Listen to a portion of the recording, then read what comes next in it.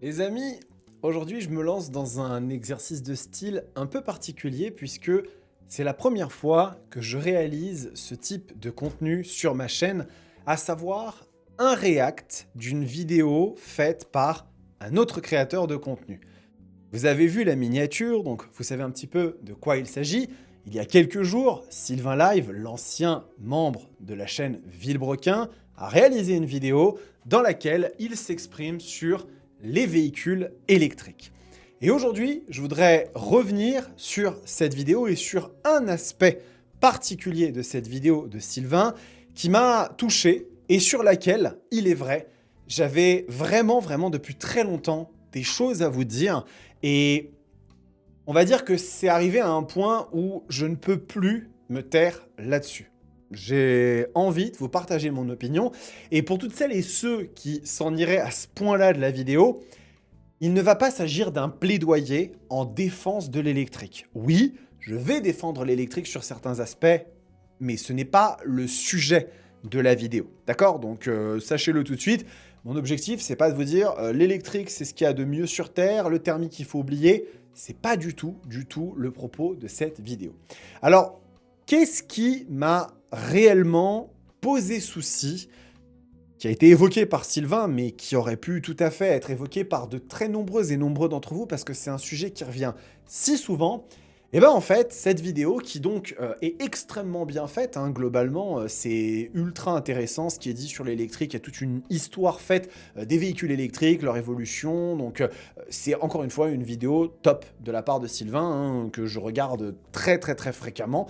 Le souci que j'ai eu, c'est à un moment, précisément ici dans la vidéo, où Sylvain évoque que le principal problème de l'électrique, c'est que ce n'est pas passionnel. Et en fait, le problème que j'ai avec cette déclaration, c'est que elle remet en question le concept même, la définition de la passion. Donc, je vais vous dire un petit peu ce qui m'a gêné. En fait, dans ce passage justement de la vidéo, Sylvain évoque le fait que les véhicules électriques ne sont pas passionnels parce que, contrairement aux véhicules thermiques, ces derniers vivent. Ils ont un moteur qui vibre, qui fait du bruit, qui fait des odeurs, et que du coup, par conséquent, même des véhicules qui ne sont pas nécessairement performants sont des véhicules vivants qui transmettent la passion de la voiture. Et en fait, j'ai besoin de vous décortiquer à quel point cette déclaration me hérisse le poil, parce qu'en fait, elle estime que la passion serait limitée à un aspect extrêmement sensoriel. Alors, il est vrai qu'effectivement, dans le sensoriel d'un véhicule, d'une automobile, mais aussi d'une moto, il y a la possibilité de ressentir des sensations. Que ce soit le bruit, la sonorité, les odeurs, les vibrations. Mais je tiens quand même à rappeler une chose. C'est que tous ces éléments qu'on évoque aujourd'hui et pour lesquels on a beaucoup d'affect, tout ça, ce ne sont que des contraintes à la base. D'accord? Le bruit, qu'on a fait évoluer et qu'on a justement raffiné au point qu'aujourd'hui, on s'extasie devant la mélodie d'un V8, la sonorité d'un V6, etc. Tout ça, à la base, ce n'est que les explosions d'un moteur que le constructeur essaye de réduire au minimum pour que ce soit moins désagréable. Ni plus ni moins. Et il en va de même pour les odeurs. La meilleure odeur du monde, si vous l'avez dans le nez toute la journée, à un moment donné, vous allez saturer. Et l'odeur d'une voiture, de l'essence ou du diesel, il y a des personnes qui apprécient beaucoup ça, mais c'est pas spécifiquement quelque chose qui est pensé à la base pour être positif. On n'a pas créé des voitures et puis on s'est dit, tiens, on va faire une bonne odeur. Ou tiens, la voiture ne fait aucun bruit, on va rajouter un bruit. Et les vibrations, c'est pareil. Les vibrations sur une moto ou une voiture thermique, ce n'est ni plus ni moins qu'une déperdition d'énergie. En cela, les moteurs thermiques d'ailleurs sont très peu efficients comparés à leur contrepartie électrique. Et À ce niveau-là, on a créé quelque chose que j'appelle personnellement le fétichisme de la contrainte. Le fétichisme de la contrainte, c'est qu'en fait, on a attaché une valeur intrinsèque à quelque chose qui, à la base, n'est pas plaisant et agréable, mais on lui accorde du coup un charme et une qualité. Parce que ce n'est pas parfait, parce que ce n'est pas lisse. Et en l'occurrence, je suis moi-même dans ce cas de figure. Quand je vous dis que une Aprilia Tuono, elle chauffe, elle consomme, ça lui donne un charme. Je suis moi-même sous l'illusion, sous la sorcellerie de ce fétichisme de la contrainte. Mais n'oublions jamais que tout ça, ce sont des contraintes liées à ce qu'est un moteur thermique à explosion et qu'on s'est forcé à l'aimer, on s'est forcé à se créer un affect à cela, et aussi parce que nous avons vécu avec une automobile thermique, une moto thermique sur des décennies et des décennies, et ça a créé une forme de syndrome de Stockholm où on est tombé amoureux de nos ravisseurs, on est tombé amoureux de contraintes liées à ces moteurs-là. Et pourquoi est-ce que je vous dis ça? Ce n'est pas pour descendre le moteur thermique, bien évidemment. Il est ancré dans nos cultures et il est fondamentalement passionnel. Il peut générer de la passion. Là où j'ai un souci, c'est quand on dit que le moteur électrique, la voiture électrique, en devient du coup lisse, inintéressante et pas passionnelle. Parce que ça ne vit pas. Eh bien, je vais vous prendre l'exemple d'une autre industrie différente de l'automobile et de la moto, et pour laquelle je pense qu'il n'y aura absolument pas la moindre question qu'une grande partie des personnes qui profitent de cette industrie, qui la voient comme quelque chose qu'ils aiment, est passionnelle. Cette industrie, c'est tout simplement celle du jeu vidéo, du gaming. Je pense qu'on est tous d'accord pour dire que une grande partie de gens qui jouent à des jeux vidéo sont fondamentalement passionnés par le jeu vidéo. Ils adorent ça. Pourtant, lorsque vous vous retrouvez avec votre manette devant votre télévision ou avec votre clavier souris devant votre écran, il n'y a rien de vivant. Il n'y a pas de vibration, si ce n'est celle de votre manette, mais quand vous êtes au clavier souris, il n'y en a pas. Il n'y a pas de bruit, d'odeur mécanique autour de vous. Il n'y a que des choses virtuelles, des choses électroniques, des choses qui, fondamentalement, ne font pas appel à un ressenti profondément kinesthésique, olfactif. Et pourtant, on est bien d'accord pour dire que un jeu vidéo, pour celles et ceux qui aiment ça, ça vous fait vivre des émotions, du rire, des pleurs, de la colère, de la frustration, un sentiment d'accomplissement. Et cela peut générer, et dans beaucoup de situations c'est le cas, une véritable passion. Donc, on n'est pas obligé d'avoir quelque chose de profondément sensoriel dans notre réalité concrète pour que cela génère de la passion. Et de la même façon, je me permets d'aller un petit peu plus loin avec autre chose, à savoir la littérature. C'est un phénomène encore plus poussé. Parce qu'ici, le seul sens qui est mis à profit, c'est la vue.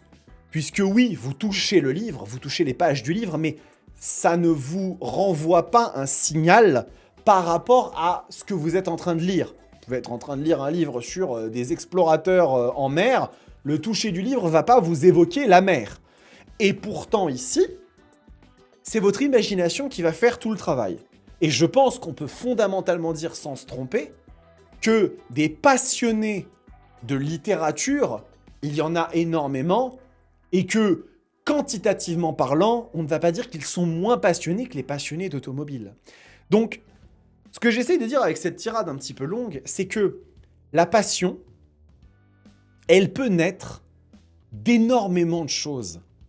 Et dire que parce que une voiture ou une moto électrique n'ont pas un moteur qui vibre, qui fait du bruit, etc., ce n'est pas passionnel, c'est s'arroger le droit que aucun d'entre nous n'a de définir ce qu'est la passion.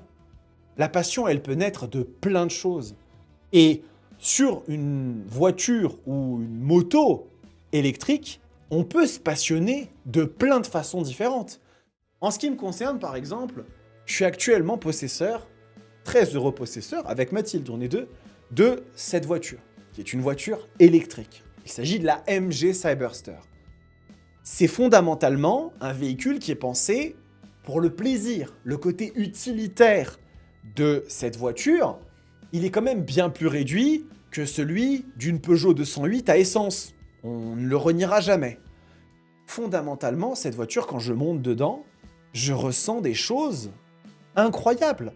C'est déjà une voiture qui est belle à mourir. Vraiment, les goûts et les couleurs se discutent, mais c'est pour moi une très très belle automobile avec des lignes exceptionnelles.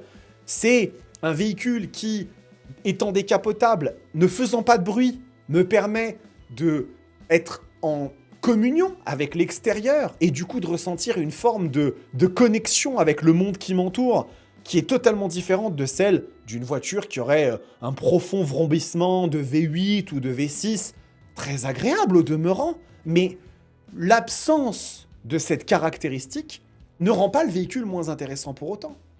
Et en plus de cela, c'est un véhicule avec des performances qui sont sidérantes. Et oui, dans la vidéo de Sylvain, il y a un aspect où il explique que la performance ne justifie pas nécessairement la passion. Je suis d'accord, la performance ne justifie pas nécessairement la passion. C'est pas parce qu'un véhicule est performant qu'il est nécessairement passionnel. Mais la performance touche à quelque chose de viscéral à l'intérieur de nous. Quand on ressent de la vitesse, de l'accélération, quand on ressent le fait d'avoir quelque chose de puissant et de performant, ça réveille aussi en nous des émotions. Et donc, en fait, une voiture ou une moto électrique peut être passionnante par plein d'aspects. Tous ceux que je vous ai cités. Mais on peut par exemple aussi se passionner pour l'évolution de la technologie sur ces types de véhicules qui, tous les 5 ans, nous donnent l'impression d'être propulsés dans une autre époque, tellement ça évolue à une vitesse qui est totalement folle. On voit des choses qui sont incroyables. Regardez, il y a encore peu de temps, on a discuté de cette marque, Verge Motorcycle. Pour l'instant, on est encore dans l'expectative de voir s'ils vont tenir leur fameuse promesse de batterie à électrolyte solide qui permettrait d'atteindre des autonomies incroyables avec des recharges ultra rapides. Mais ça, c'est des choses pour lesquelles on peut se passionner. Si on aime la technologie, on peut se passionner de la liberté que la moto nous apporte. Le fait d'être dans une situation de conduite qui est différente de celle d'une voiture, où on fait qu'un avec le véhicule. Et pour les automobiles, c'est tout à fait pareil. On peut aussi se prendre de passion pour la conduite, pour le confort, pour la sérénité. Et je trouve qu'il y a trop de personnes qui essayent de rattacher la passion dans le domaine des véhicules, automobiles ou motos, à faut qu'il y ait un truc assez animal. Il faut qu'il y ait quelque chose qui nous rappelle à nous. C'est ce qui s'est passé il y a plus de 100 ans quand l'automobile a commencé à remplacer les chevaux. Il y a très probablement des gens qui se sont dit, en fait, on s'éloigne d'un côté plus organique, plus vivant. En fait, vous savez, c'est quoi le problème ? Le problème, c'est que l'être humain, et encore plus dans des domaines où la passion est incluse, est très fan d'un concept qui s'appelle l'homéostasie. L'homéostasie, c'est quoi ? C'est quand on veut rester dans un état d'équilibre. Et il y a quelque chose qui nous dérange profondément, c'est le changement. Ça, c'est un truc qu'on n'apprécie pas. Rester dans une zone de confort, ça nous va très bien. Découvrir des nouvelles choses, ça nous titille et ça nous met en inconfort. Et du coup, en fait, ça devient beaucoup plus difficile d'appréhender avec enthousiasme que des véhicules électriques puissent passionner autant, voire plus, que des véhicules thermiques. Parce que, encore une fois, la passion n'est pas définie.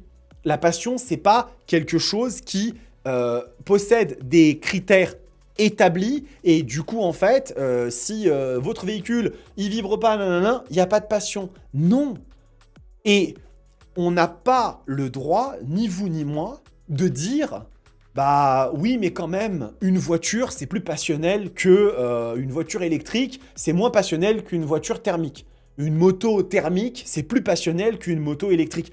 Non, la passion, avant toute chose, c'est des émotions extrêmement fortes qu'on ressent vis-à-vis d'un sujet qui nous donne envie de revivre plus, d'y retourner encore et de s'immerger dedans.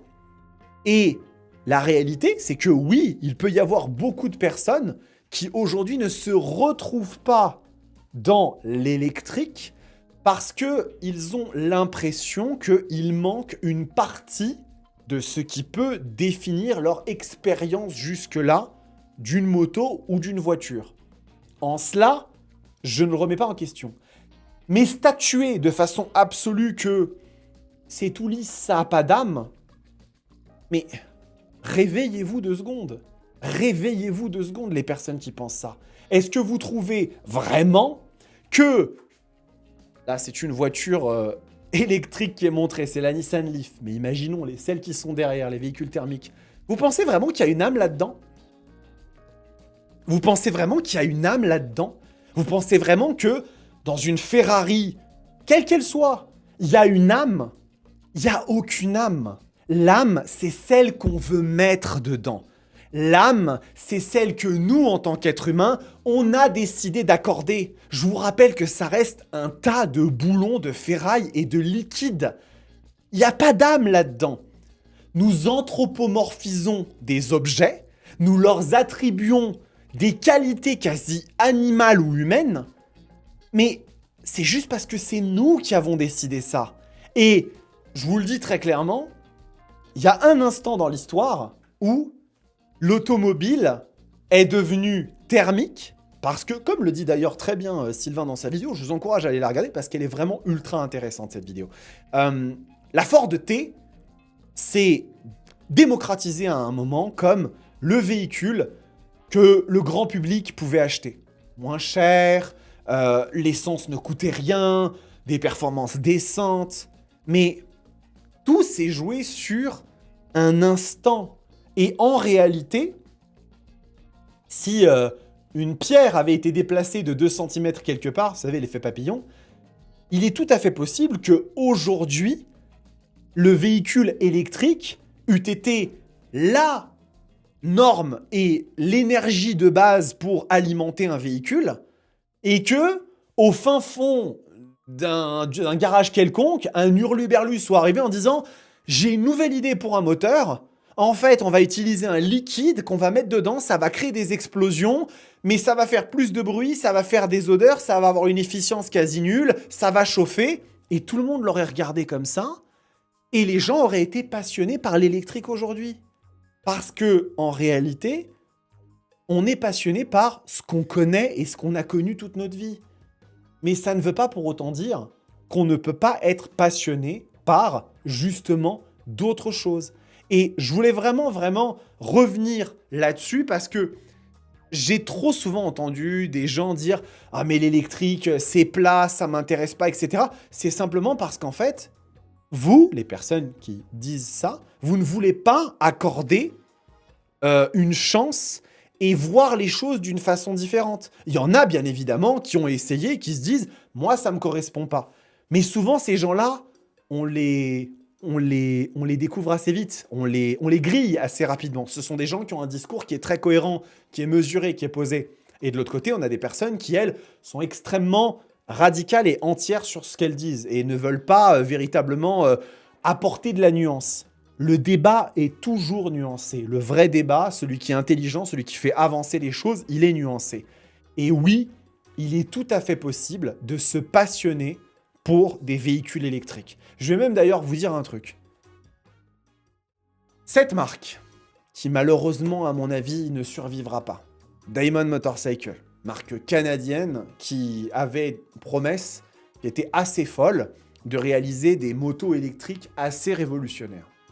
Je pense que on va bientôt apprendre que la marque met la clé sous la porte. C'est vraiment, moi, ça me crève le cœur, mais vu l'état des choses, ça n'ira pas beaucoup plus loin. Et bien, cette marque, en fait, si elle avait réussi à aller jusqu'au bout de son projet et avait accouché de cette moto, à savoir la Damon Hyperfighter Colossus, je pense que ça aurait été très probablement l'une des expériences les plus marquantes de ma vie de motard. Et pourtant, il s'agit d'une moto électrique. À 100%, hein. Une moto électrique qui promettait des performances complètement folles, avec une technologie dingue, avec une façon différente de voir les choses. Et en fait, c'est la preuve que oui, on peut atteindre la passion dans n'importe quel domaine et réduire le débat électrique versus thermique à le thermique c'est passionnel, l'électrique c'est rationnel. Non, je ne suis pas d'accord.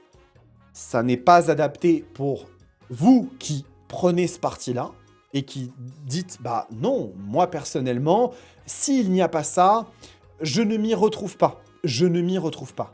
Mais statuer que dans l'absolu, l'électrique, c'est... non. Non, ça, moi, personnellement, je me battrai toujours pour le défendre. Je suis passionné de moto. J'aime l'automobile, mais je peux pas vraiment dire que je suis passionné d'automobile. J'aime l'automobile, mais je suis pas passionné d'automobile. Je suis passionné de moto, et je suis autant passionné de moto thermique que de moto électrique. Parce que la moto électrique, c'est quelque chose qui peut vous faire vivre des sensations ultra chouettes. Et quand je parle de sensations, je ne parle pas uniquement d'expérience de conduite. Je parle aussi de sensations dans la découverte, l'évolution des choses. Et pour le coup, bah, autant quelqu'un qui est passionné de science-fiction, de projection dans le futur, de comment les choses vont être dans le futur, bah, c'est quelque chose qu'on peut vivre avec l'électrique. Parce que ça fait des bons... Tous les ans, il y a des choses incroyables qu'on découvre au niveau des véhicules électriques. Il y a une accélération qui est dingue. Donc, voilà, je voulais un peu vous apporter ma vision là-dessus. C'est pas du tout une vidéo à charge contre Sylvain. Je trouve que la vidéo qu'il a réalisée est incroyable, mais il exprime dans sa vidéo une position et une pensée qui est partagée, je le sais, par beaucoup de gens. Et je trouve qu'en fait, le débat manque un petit peu de nuance et de subtilité. Et je ne veux pas qu'on continue à dire bah en fait, l'électrique, c'est adapté, mais pour la ville, pour certains usages. Et en plus de ça, on continue encore aujourd'hui à comparer, ce qui me rend assez fou, à comparer une industrie qui est vieille de 150 ans, voire plus de 150 ans, à savoir l'industrie des automobiles et bon, des motos thermiques, avec celle des véhicules électriques. Mais n'oubliez pas quelque chose, c'est que même si la première voiture électrique prédate la première voiture thermique, cette industrie, elle s'est éteinte pendant des décennies et des décennies. Et ça fait, depuis quoi, le début des années 90, qu'on commence à réentendre parler de l'électrique un petit peu plus. Et c'est Tesla qui a vraiment recommencé à démocratiser l'électrique depuis une vingtaine d'années, 20-25 ans. Donc, on en est encore au balbutiement de cette technologie. Et on a le droit de dire pour le moment. Mais on n'a pas le droit de faire des absolus. Parce que aujourd'hui, un véhicule comme celui-ci, moi je galère à faire plus de 350 km, objectivement parlant. Même si moi ça me dérange pas du tout parce que je préfère faire des pauses, prendre mon temps, pas de souci. Mais dans 5 ans, dans 10 ans, mais la donne sera complètement différente. Parce que cette techno, elle va faire encore des bonds de géants. Et dans 5 ans, avoir des voitures électriques qui sont capables de faire 1000 km, qui se rechargent en 5 minutes, ce sera quelque chose de réaliste. Je ne vais pas dire que ce sera réel parce que je n'ai pas les clés du futur. Mais vu comment ça avance, vu la direction que ça prend, ce sera possible. Et donc du coup, tous les défauts d'usage qu'on accorde à ces véhicules seront gommés et à une vitesse infiniment plus rapide que n'a évolué la voiture thermique. Parce que je vous rappelle quand même que depuis, on va dire, 1880 jusqu'à maintenant, il a fallu 150 ans pour voir arriver toutes les évolutions. Là, en l'espace de 20-30 ans, mais les véhicules électriques ne sont juste plus les mêmes que quand ils ont commencé à apparaître. Quand la première Tesla Roadster et la première Model S sont arrivées, et ce qu'on voit aujourd'hui, c'est le jour et la nuit. Donc voilà, je voulais apporter un peu cet éclairage personnel. Je sais que ça risque de ruer dans les brancards dans les commentaires. Je vous demande simplement de rester respectueux, sinon votre message sera supprimé. C'est dommage parce que du coup, vous ne pourrez pas trop donner votre opinion. Vous me direz ce que vous en pensez. Moi, je donne ma position et je trouve que vraiment, c'est important de garder de la nuance dans le débat. Encore une fois, je pense que c'est vraiment le truc le plus vital à ce sens-là. Et bah écoutez, n'hésitez pas, si vous avez apprécié, à laisser un petit like et votre commentaire, hein, histoire de me donner votre opinion. Abonnez-vous à la chaîne si vous appréciez le contenu, ce sera un énorme soutien que vous pourrez m'apporter. Et en attendant, on se retrouve très très vite pour de nouveaux contenus. Prenez soin de vous, kiffez vos bécanes. Ciao!